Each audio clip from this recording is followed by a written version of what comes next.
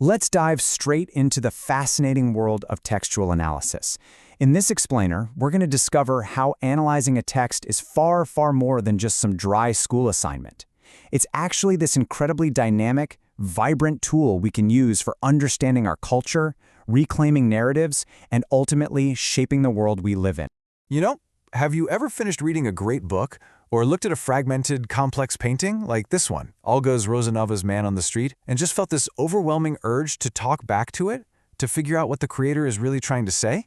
I mean, look at the cool colors, those fragmented lines, the totally distorted perspective. What is the artist saying about this man by presenting him in this specific, unusual way? The exact moment you start asking those kinds of questions and searching for the answers, you're actually doing textual analysis.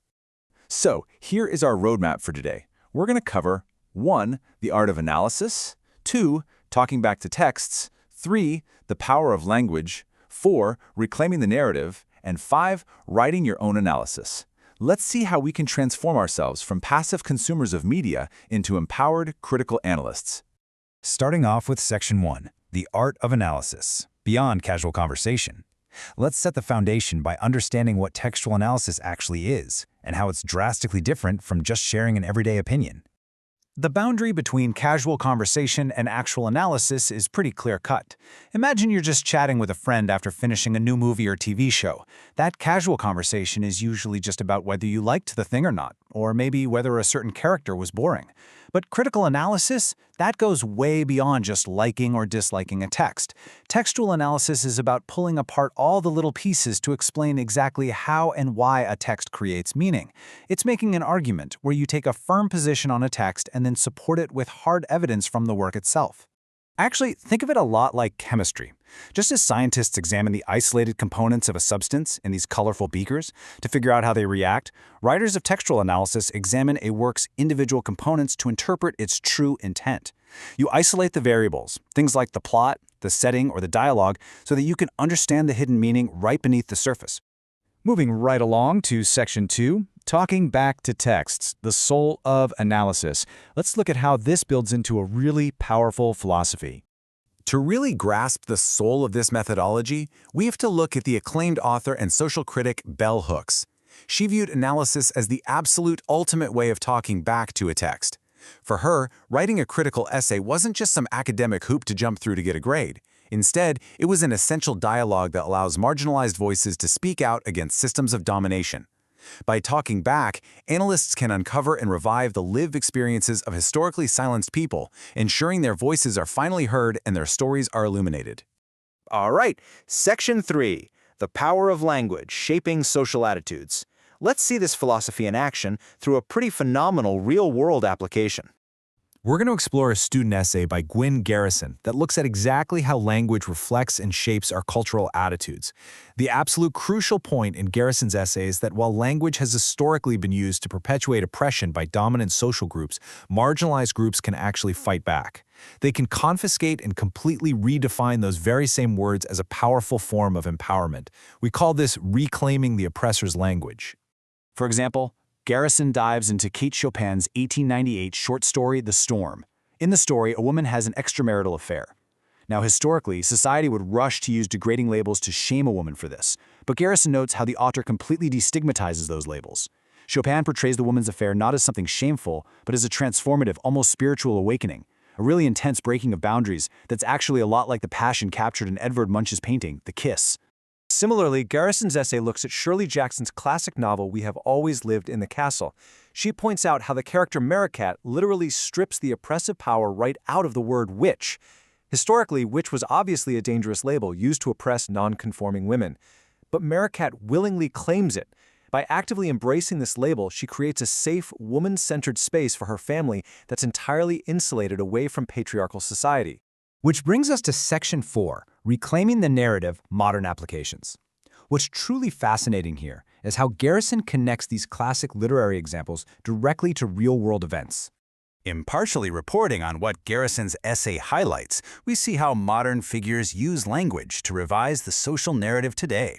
She points to politicians like Hillary Clinton and celebrities like Chrissy Teigen, who both faced highly publicized derogatory remarks from former President Donald Trump.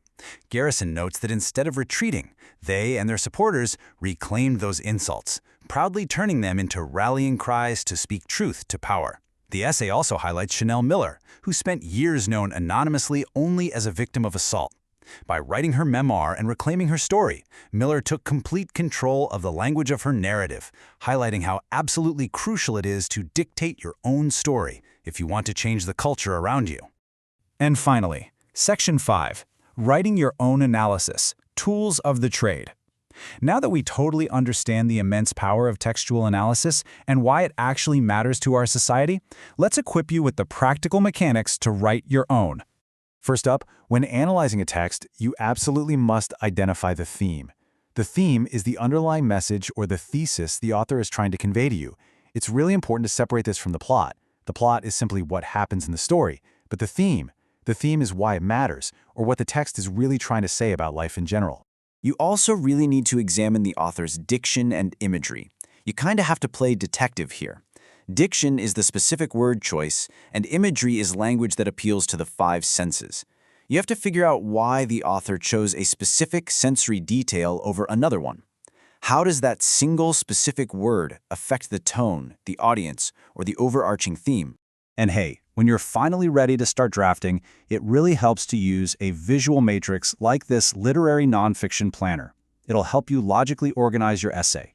You just map out your introduction with its historical context and your central thesis.